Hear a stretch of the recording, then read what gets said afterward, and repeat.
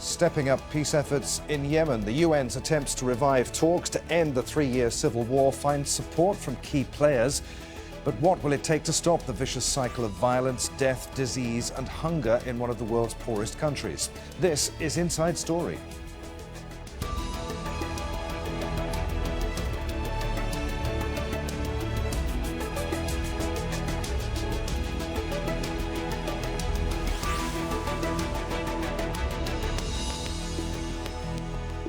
Hello, welcome to the programme. I'm Adrian Finighan. The UN's last attempt a few weeks ago to bring the warring sides in Yemen to the table failed. The Houthis didn't make it to Geneva, blaming travel problems. But the UN Special Envoy, Martin Griffiths, refuses to give up, and he's hopeful that new talks can now take place. Al Jazeera's Bernard Smith reports. So Yemen's Foreign Minister Khalid al-Yemeni says his government is prepared to recognise the Houthis as a political movement through a democratic process, he says. But what his government is not prepared to accept is the Houthis becoming the Yemeni equivalent of the Lebanese group Hezbollah. Hezbollah is a heavily armed Iranian-backed group in Lebanon, and it holds considerable influence over political life in Lebanon. The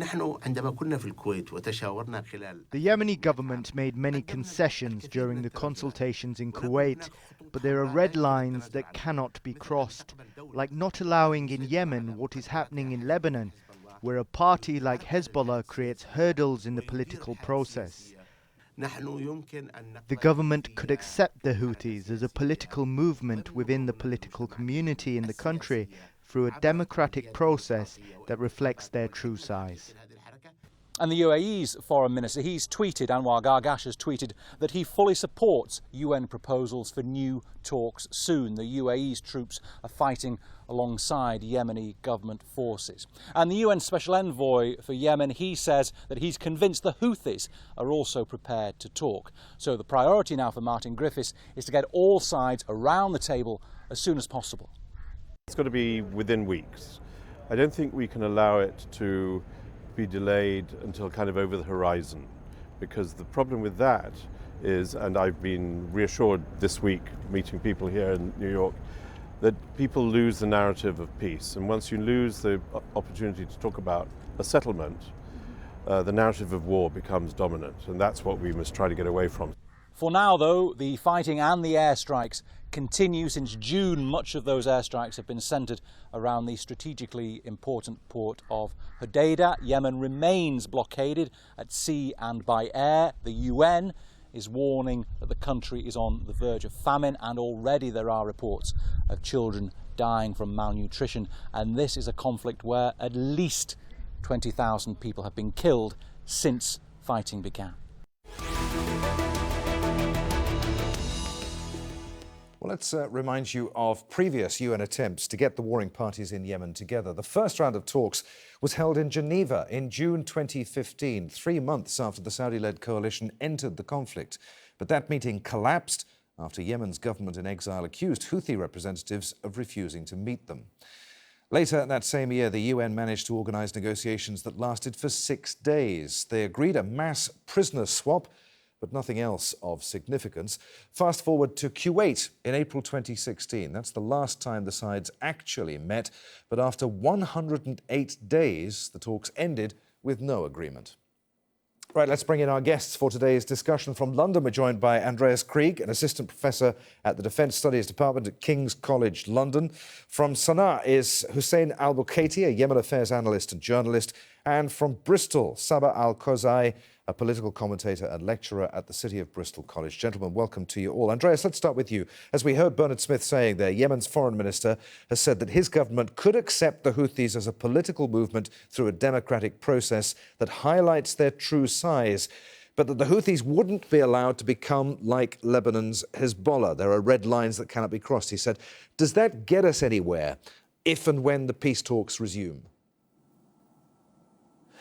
Right. I mean, for the time being, I think these are not peace talks per se. I think the first talks will be about a ceasefire because the war is still ongoing. I think peace talks will come after there is an established ceasefire and some sort of agreement of where this peace talks could actually lead the various parties. The issue generally is with the Yemeni Foreign Minister or the Yemeni government, the officially recognized government, is that it doesn't have that much leverage, and it's actually not one of the most important players in Yemen. In many ways, it's a puppet or a surrogate of the UAE and Saudi Arabia, so they don't really make decisions on their own.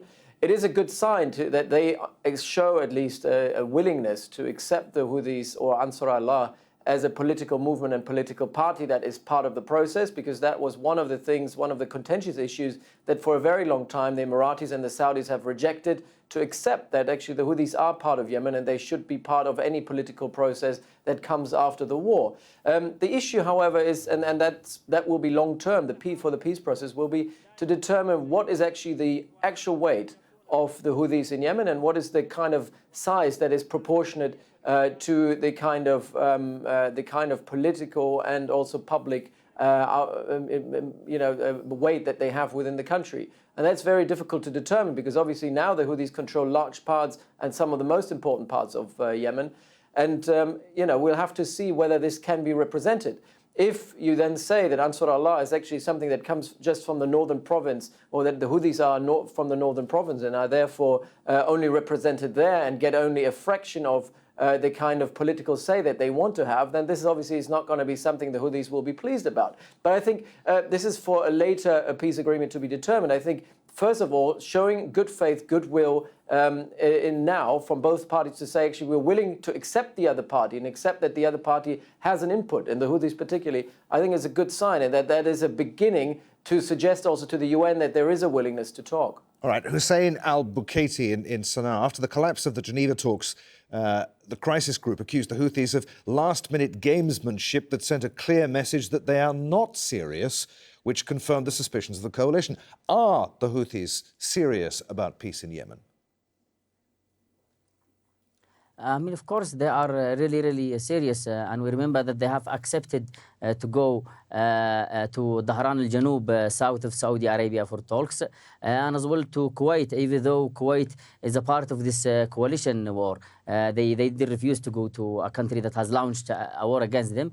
And about Geneva, we know that why it collapsed, because Houthi delegates from Sanaa were not given any guarantees from the United Nations for their safety and for their safe return. And if you just let me mention that after previous Kuwait talk, Saudi Arabia refused to let the Yemeni Sanaa delegates to come back to Sanaa, and they were stuck in Muscat for about 70 days. So they really wanted to go to this talk. They accepted from the beginning, but what seems to be the problem that the Saudi-led coalition actually is using these kind of talks to start a new operation or to start a new attack. We know there was peace talk before the invasion or the attack of Aden and before the control of Mocha by the coalition forces, and before Geneva. We have seen that a mass attack was conducted on Hodeidah, one of the last humanitarian line for millions of Yemeni. So I don't, and I think just to about what the Hadi government foreign minister have said about to accept the Houthi if they will, and he talked about a democratic process and election. I mean, you can't talk about those things at this moment. You have first, if you want, you have to look to Yemeni civilians. What's damaging Yemeni civilians is the humanitarian crisis in Yemen. You have to agree about a ceasefire first, and then you can go to talk anywhere. Sabah al-Kozai, if Martin Griffiths, the UN envoy, manages to get these peace talks together in as little as a few weeks, he says, can the Houthis be trusted to honour any agreement that might be reached in such peace talks? Yeah, this is the questions, in fact. You know, the Houthi have, in fact, agreed in so many occasions to fulfill their signatures, but they fail to do so. They are not to be trusted at all. There are several, agreements and, initiatives being signed between the warring, teams or sides, but the Houthis have never, ever implemented, any one of them. And the reason behind that is very clear, because they are backed by the Iranian regime. the enemy of the Arabs, and especially the Arab in the Gulf countries. And the Houthi, they cannot take their own decisions, their own initiatives, because they are, they are the proxies of the Iranian regime. And the other evidence is the last, Geneva talks, which supposed to be, carried out at that time, and people all over the world were hoping that anything, good will come out, from that, negotiation. But unfortunately, they abandoned. They didn't turn up. They didn't come, and we were under the Mr. Griffiths and the legitimate government representative who were there for 3 days, and the Houthi didn't turn up. Why? Because they haven't got the green light from the Tehran regime. All right, so Saba, you talked about Iran there. Are Saudi Arabia and the UAE sincere in their desire for a negotiated peace in Yemen? Can they be trusted if what they actually want is peace on their terms and to rid Yemen of any Iranian influence? No, this is not true. I mean, the peace, the terms is of the United Nations Resolution 2216, end of story. And this is very clear. Why not the United Nations or Mr. Griffiths, work hard to implement this United Nations Resolution 2216? And the stand of the legitimate, governments and the allied forces, I mean, the coalition, the Arab coalition, is okay. The Houthi, you are not allowed to be, to control the whole Yemen. You are, a minority, or you are, part of the Yemenis people. So if you want to get involved in the political process, you're most welcome. But as a military, as a militia, armed by Iran, the sole enemy of the Arabs, no, this is not accepted. And the Arabs allied forces, they will not accept at all that the Houthi will become like Hezbollah in Lebanon or the militias in Iraq. No way, no way. They will not accept that at all.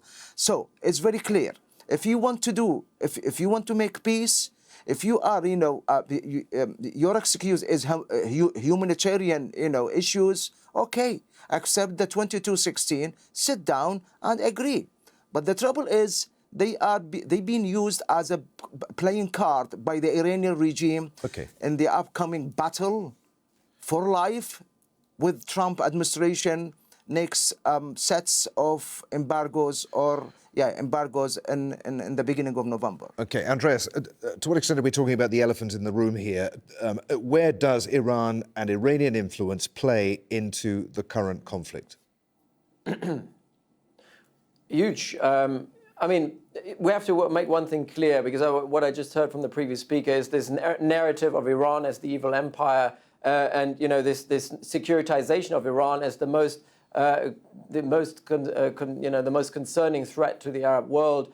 This is a new conservative narrative that very well resonates with the current Trump administration in the White House, and it is something that the Americans are pushing for across the region with the help of Saudi Arabia and the UAE against the Iranians. And in that way, the Houthis have long been stated and overstated as merely a militia that works for the Iranians. And that's simply not true or too simplistic. If we look at it in reality, is that the Houthis are an indigenous Yemeni movement. They're homegrown, and they weren't built by the Iranians, but they have received funding, they've received training, and then over the last couple of years actually have become a very extensive part of the Iranian war on the Arabian Peninsula. But that is only after they have already been established for many years. So I would say in recent years, we have to be very clear that the Houthis are very much only capable to fight with ballistic missiles because they have, and fight in a very effective way in urban combat, is because they have trainers from Iran on the ground, and they have had extensive support from Iran. However, the Houthis do not need the Iranians per se. If the Houthis are being provided with an alternative, an alternative where they get guarantees of security and where they can be part of a peace agreement, where they get a seat on the table, I think that Ansar Allah or the Houthis in general could be convinced to sever ties with the Iranians, because they don't need the Iranians. They're first and foremost advancing the interest of Zaydis in the north, a particular group in the north. And they have basically gone into that relationship with the Iranians because they thought it was beneficial. Now, if there is an alternative that shows that political life in Yemen would be more beneficial under a peace agreement, and they would have to sever Iran for that, ties with Iran for that, I think they would be very willing to do that. Also because both sides, that's something we have to highlight here, both sides, the coalition as well as the Houthis, are in a mutually hurting stalemate. That's to say, both of them understand that continuing this war as it stands today will hurt them more than a political settlement. And I think that's why both sides are interested in it. However, it has to come with certain guarantees, and that is the key problem. If there are no guarantees, I think the Houthis will continue getting the funding and reach out to the Iranians to get that funding. But to continue with the narrative of saying the Houthis are merely an Iranian proxy that has to be exterminated is not going to provide any solution to the conflict. And I think that the coalition has now understood that. All right, Hussain, I'll come to you in just a moment. First, let me give Sabah a right to reply here. Would US pressure on Iran alter the outcome of any peace talks on Yemen, Sabah? To what extent do the Houthis need Iranian support, do you think, to maintain their hold on the country? 100%. I mean, I'm really surprised, to hear this, from my colleagues from London, saying that the Houthi they don't depend on Iran. They depend on them 100%. They are the proxies of the Iranians. They can't do anything without Iran. The Hezbollah expert, the Al-Quds brigades and Al-Haras al-Thawri, the Revolutionary Guards of Iran experts and even fighters, they are in Sauda. They are amongst the Houthis. The Houthis, firing missiles, precision missiles, to Saudi Arabia is with the help of the experts from Iran. So the Houthi are, in fact, another brigade of the Iranian Revolutionary Guard, as simple as that. They represent 5% of the Yemeni's population. So your question is, the next November is going to be the end of the Iranian regime effect in the country, believe it or not. And the Houthis, if they want to act and to be considered as Yemenis 100%, they have to act immediately and stop fighting. And surrender, not surrender, at least, pull out from the major cities, agree to the table, come to the table, to the peace token table, and say, look, we need to implement the 2216. Okay, Hussain, you want to come in. The Houthis are the proxy of Yemen. They rely on the proxy of Iran. I'm sorry, they rely on Iran 100%. What's your response to that? I mean, let's say if what he said is true about the proxy of Iran in Yemen, the United Arab Emirates and Saudi Arabia is a proxy as well for the United States and United Kingdom. They are supplied with all the weapons from there. The war was declared from Washington, D.C., was not declared from Saudi Arabia. And to keep just blaming Iran, actually, I mean, look at this blockade. About 4 years, they control Yemen sky. They destroyed all the airport, control the sea, and how can Iran, as he mentioned, supply all these weapons? So this means that your blockade, actually, that you started to stop the flow of weapons, as you mentioned, to Yemen, has failed. This means that you are responsible for all those civilians that have died because of the Saudi-led coalition blockade on Yemen. And his previous comment, he spoke about that there was many agreement that has been signed with the Houthi, but during the previous peace talk, but they haven't kept their word. He hasn't mentioned any agreement. Even in Kuwait, they haven't signed anything. What was in Kuwait talk, it was about they have the political process and they had the security process. The Saudi-led coalition want to start with the security process, asking Houthi movement to hand their weapons, and they said then we will start about political process. No one is crazy will hand his weapons before starting forming either a coalition government between all parties in Yemen. And what the Saudi actually need in Yemen, they want a victory, they want even agreement in their terms. And we have seen what the Saudi have done or have said against the UN expert report. They refuse this report, and they even say that we are not going to deal with the UN expert anymore. So they just want a report or a peace talk or anything that is in favor of the Saudi-led coalition war in Yemen. And if the United States and the United Kingdom actually has not supported the Saudi, I don't think they could have ever started the war in Yemen. And it's really, really silly for someone to ask Houthis, which is Yemeni, to withdraw from cities while we have a kind of foreign invasion. That's why they call it Saudi-led coalition. It's not a civil war. It's a coalition made from one of the most dictatorship country in the region who want to reinstate democracy in Yemen. Who can believe that? Andreas, I know you want to come back on that. We're rapidly running out of time here, but I want to ask you, would a peace deal between the Houthis and Yemen's government end the country's civil war? I know you said that, first of all, we've got to achieve a ceasefire, but if it got as far as a peace deal, could that bring about an end to the civil war? And to what extent is the US exacerbating the situation in Yemen right now? Yeah, a lot of questions there. I mean, first of all, yes, I said what we need is a ceasefire, and this will be a ceasefire between the Saudi and UAE coalition, the Hadi government, and the Houthis only. And that is one war of many wars that are going on in Yemen at the moment.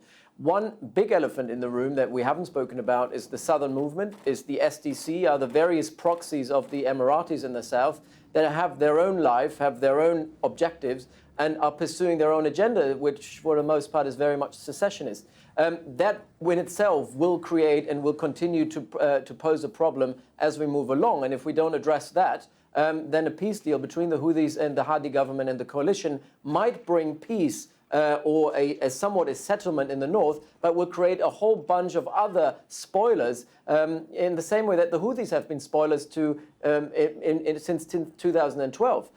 You know, when the Houthis withdrew from the 2012 from the national dialogue, they became spoilers to the conflict. The only reason they expanded and were able to receive support and also used a military action to gain control of territory was because they were not included in the peace deal afterwards. They were excluded, and that created the problem. Now, when we have a peace deal now, or a peace project, or a peace negotiations, and we leave all these other actors around in the east and in the south out of this process, you're never going to create an inclusive process for Yemen. And I think that is going to be one of the major problems. Okay. The United States... Yeah, as far as the United States is concerned, I mean, with continued arms sales to Saudi Arabia and the UAE, and by certifying, as it did recently, that the coalition is meeting the requirements of the National Defense Authorization Act, is it, as the crisis group says, sending the wrong message at the wrong time, namely that the coalition can continue to act with impunity?